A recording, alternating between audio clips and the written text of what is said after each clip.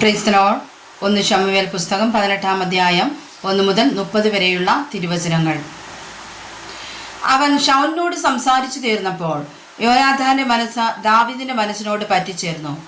യോനാഥാൻ അവനെ സ്വന്തം പ്രാണനെ പോലെ സ്നേഹിച്ചു. ശൗൽ അന്ന് അവനെ ചേർത്തുകൊണ്ടു അവന്റെ പിതൃഭവനത്തിലേക്ക് മടങ്ങിപ്പോകുവാൻ പിന്നെ അനുവദിച്ചതുമില്ല. യോനാഥാൻ ദാവീദിനെ സ്വന്തം പ്രാണനെ പോലെ സ്നേഹിക്കൊണ്ട് അവനുമായി സഖ്യത ചെയ്തു. യോനാഥാൻ താൻ ധരിച്ചിരുന്ന മേലങ്കി ഊരി അതും തൻ്റെ വസ്ത്രവും വാളും വില്ലും അരക്കച്ചയും ദാവീദിന് കൊടുത്തു. ശൗൽ അയക്കുന്നിടത്തൊക്കെയും ദാവീദ് പോയി കാര്യാദികളെ വിവേകത്തോടെ നടത്തും. അതുകൊണ്ട് ശൗൽ അവനെ പടജനത്തിനു മേധാവിയാക്കി. ഇത് സർവ്വജനത്തിനും ശൗലിന്റെ ഭൃത്യന്മാർക്കും ബോധിച്ചു. ദാവീദ് ഫെലിസ്തീനെ സംഹരിച്ച ശേഷം അവർ മടങ്ങി വരുമ്പോൾ ഇസ്രായേലി പട്ടണങ്ങളിൽ നിന്നൊക്കെയും സ്ത്രീകൾ പാടിയും നൃത്തം ചെയ്തും കൊണ്ട് തപ്പും തമ്പുരുവുമായി സന്തോഷത്തോടെ ശൗൽ രാജാവിനെതിരേറ്റു ചെന്നു.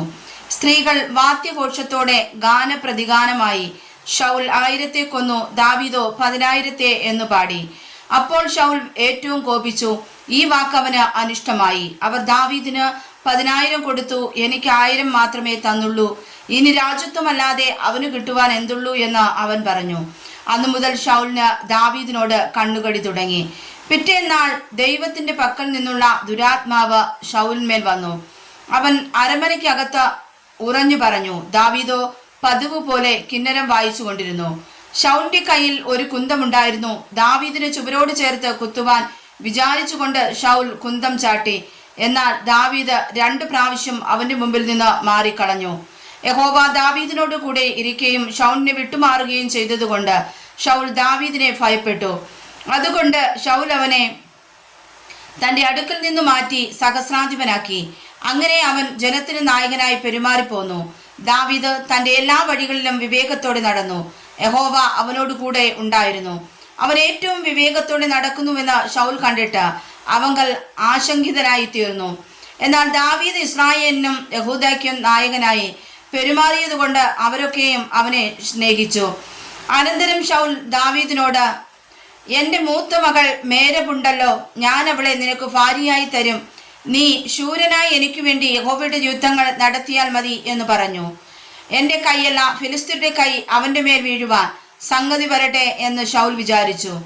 ദാവീദ് ശൗലിനോട്, രാജാവിൻ്റെ മരുമകനായിരിക്കാൻ ഞാൻ ആർ? ഇസ്രായേലിൽ എൻ്റെ അസ്മാദികളും എൻ്റെ പിതൃഭവനവും എന്തുള്ളൂ എന്ന് പറഞ്ഞു. ശൗലിന്റെ മകളായ മേരബിനെ ദാവീദിന് കൊടുക്കേണ്ടിയിരുന്ന സമയത്ത് അവളെ മെഹോലാധ്യനായ അദ്രിയേലിന് ഭാര്യയായി കൊടുത്തു. ശൗലിന്റെ മകളായ മീകളോ ദാവീദിനെ സ്നേഹിച്ചു. അത് ശൗലിന് അറിവ് കിട്ടി. കാര്യം അവന് ഇഷ്ടമായി.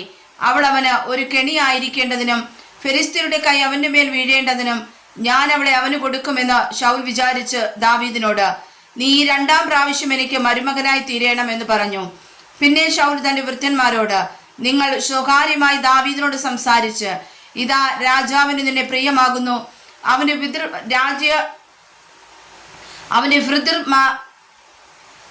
ഭൃത്യന്മാരൊക്കെയും നിന്നെ സ്നേഹിക്കുന്നു.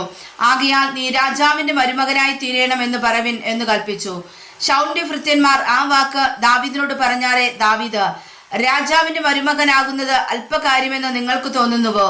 ഞാൻ ദരിദ്രനും എളിയവനുമാകുന്നുവല്ലോ എന്ന് പറഞ്ഞു.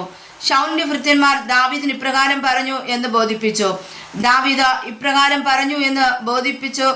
അതിന് ശൗൽ രാജാവിന്റെ ശത്രുക്കൾക്ക് പ്രതികാരമാകുവാൻ തക്കവണ്ണം ഫെലിസ്ത്യരുടെ 100 അഗ്രചർമ്മമല്ലാതെ രാജാവ് യാതൊരു സ്ത്രീധനവും ആഗ്രഹിക്കുന്നില്ല എന്നിങ്ങനെ നിങ്ങൾ ദാവീദിനോട് പറയണം എന്ന് കൽപ്പിച്ചു. ഫെലിസ്ത്യരുടെ കയ്യാൽ ദാവീദിനെ വീഴുമാറാക്കണമെന്ന് ശൗൽ കരുതിയിരുന്നു. ഭൃത്യന്മാർ ദാവീദിനോട് ഈ വാക്ക് അറിയിച്ചപ്പോൾ രാജാവിന്റെ മരുമകനാകുവാൻ ദാവീദിന് സന്തോഷമായി. അവധി കഴിയുന്നതിനു മുമ്പേ ദാവീദും അവന്റെ ആളുകളും പുറപ്പെട്ടു ചെന്ന് ഫിലിസ്ത്യരിൽ 200 പേരെ കൊന്നു. അവരുടെ അഗ്രചർമ്മം കൊണ്ടുവന്ന് താൻ രാജാവിന്റെ മരുമകനാകേണ്ടതിന് രാജാവിന് എണ്ണം കൊടുത്തു. ശൗൽ തന്റെ മകളായ മീഖളിനെ അവന് ഭാര്യയായി കൊടുത്തു. യഹോവ ദാവീദിനോട് കൂടെയുണ്ടെന്നും തന്റെ മകളായ മീഖൾ അവനെ സ്നേഹിച്ചു എന്നും ശൗൽ കണ്ടറിഞ്ഞപ്പോൾ ശൗൽ ദാവീദിനെ പിന്നെയും അധികം ഭയപ്പെട്ടു. ശൗൽ ദാവീദിന്റെ നിത്യശത്രുവായി തീർന്നു. എന്നാൽ ഫെലിസ്ത്യ പ്രഭുക്കന്മാർ യുദ്ധത്തിന് പുറപ്പെട്ടു. അവർ പുറപ്പെടുമ്പോഴൊക്കെയും ദാവീദ് ശൗലിന്റെ സകല ഭൃത്യന്മാരെക്കാളും കൃതാർത്ഥനായിരുന്നു. അവന്റെ പേർ വിശ്രുതമായി തീർന്നു. വായിച്ചതായ തിരുവചനങ്ങളാൽ കർത്താവ് നമ്മെ സമർത്ഥമായി അനുഗ്രഹിക്കുമാറാകട്ടെ. ആമേൻ.